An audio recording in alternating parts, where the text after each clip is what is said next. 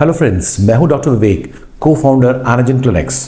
इस वीडियो में हम डिस्कस करेंगे कि आपके शहर में हेयर ट्रांसप्लांट की कॉस्ट क्या है और आपको कुछ इंपॉर्टेंट पॉइंट्स बताएंगे कि आप हमारे पास आओ या हमारे फ्रेंड्स के पास जाओ, एक अच्छा हेयर ट्रांसप्लांट क्लिनिक्स कैसे चुनते हैं। फ्रेंड्स, इससे पहले कि आप कॉस्ट ऑफ हेयर ट्रांसप्लांट के बारे में जानना चाहें, सबसे पहले आपको करना चाहिए 3-4 good quality with safety and experience surgeons की क्लिनिक ढूंढना चाहिए। ओके, जब आपने इनको फाइनलाइज किया, फिर इनमें से आप डिस्कस कर सकते हैं कॉस्ट क्या है। ऑन एन एवरेज इंडिया में डिफरेंट शहरों में 20 से 50 रुपए ग्राफ्ट, अगर 4000 ग्राफ्ट लगाना है, एक ग्राफ्ट मतलब एवरेज 2 हेयर फॉलिकल बोलते हैं, तो 20 से 50 रुपए ग्राफ्ट ये नॉर्मल रहता है। और डिपेंड करता है कितनी एक्सपीरियंस क्लिनिक है, कितनी पुरानी क्लिनिक है, लोकेशन क्या है, शहर क्या है, वहाँ कंपटीशन कितना है। जहाँ कंपटीशन ज़्यादा होगा वहाँ आपको कॉस्ट कम मिलेगी, जहाँ कंपटीशन कम होगा वहाँ आपको कॉस्ट ज़्यादा मिलेगी।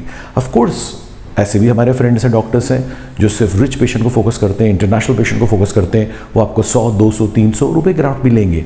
सबके पास अपने रीजंस हैं, अपनी वैल्यू ऑफरिंग्स हैं, तो वो तो आपको पर्सनली 1-on-1 मिलना पड़ेगा। लेकिन पॉइंट नंबर 1, क्या पॉइंट का ध्यान रखें? Number 1, qualified doctor, experience doctor, 10 साल प्लस चाहिए मुझे। ओके, कम से कम 50 फोटोज़ मुझे देखना है, वीडियोस मुझे देखना है, कंसिस्टेंसी वर्क मुझे देखना है, 2-4 पेशेंट के नंबर लेना है, उनसे मिलना है, बात करना है। सेफ्टी कितनी है, इमरजेंसी मेडिसिन का बैकअप है कि नहीं, इमरजेंसी हॉस्पिटल नियर बाय है कि नहीं, क्या वो मुझे थरोली इवैल्यूएट करेंगे कि मैं फिट भी हूँ कि नहीं सर्जरी के लिए।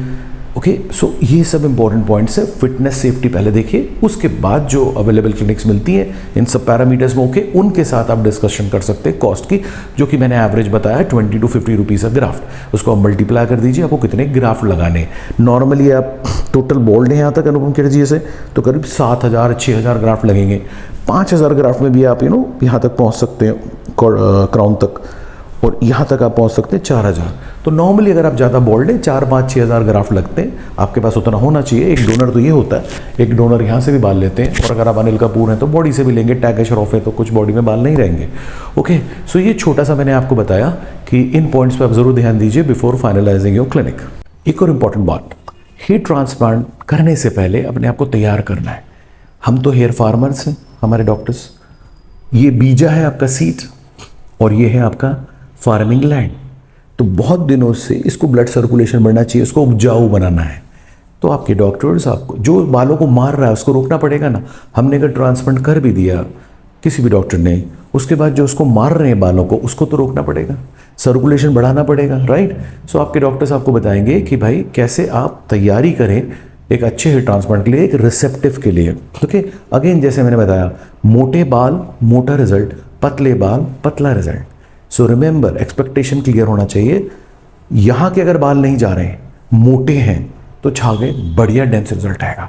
यहाँ के बाल भी जा रहे हैं, पतले बाल हो रहे हैं, ये भी गिर रहे हैं, I am sorry, average result आएगा, लंबा नहीं चलेगा।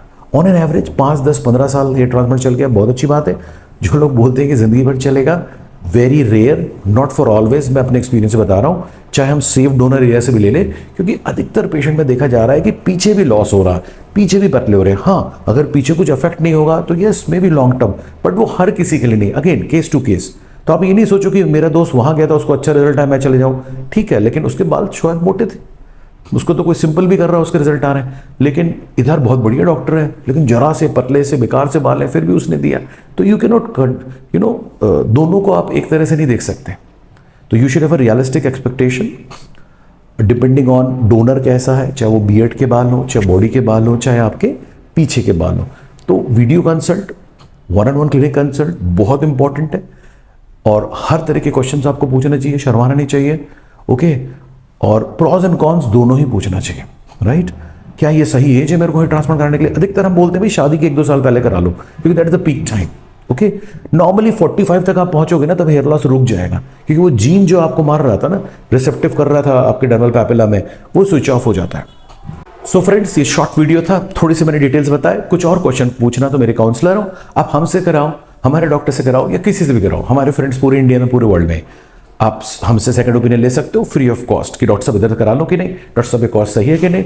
वी डोंट माइंड, हमारे पास जो पेशेंट आना है वो तो आ ही रहे हैं, हमारे दोस्त भी बहुत अच्छे हैं। We can act to guide you कि आप सही जगह जा रहे हो कि नहीं और सही प्राइस दे रहे हो कि नहीं। Okay dear, all the best.